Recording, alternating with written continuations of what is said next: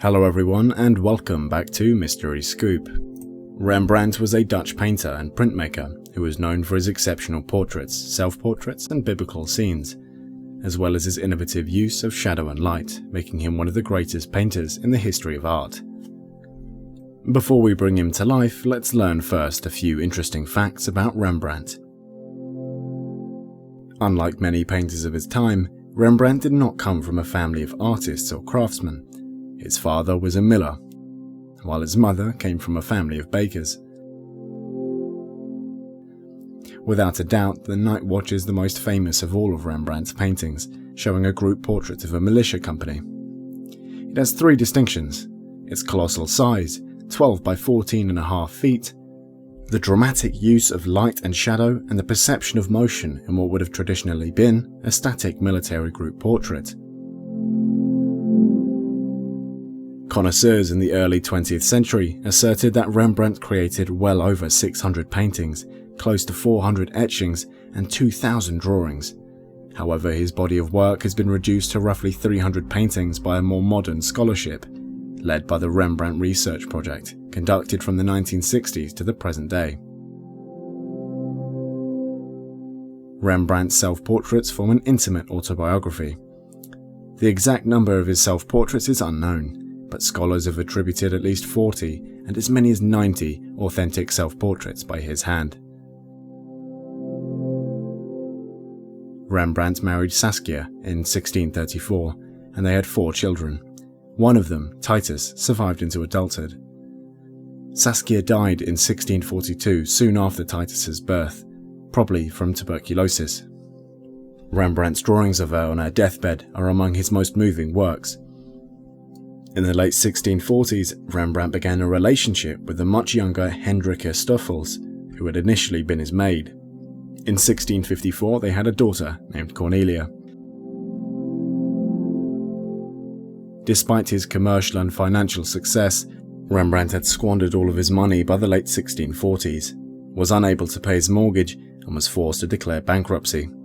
He disposed of his printing press, along with a number of his collection's artifacts and paintings. He downsized his family's home and never recovered financially, ultimately passing away in abject poverty.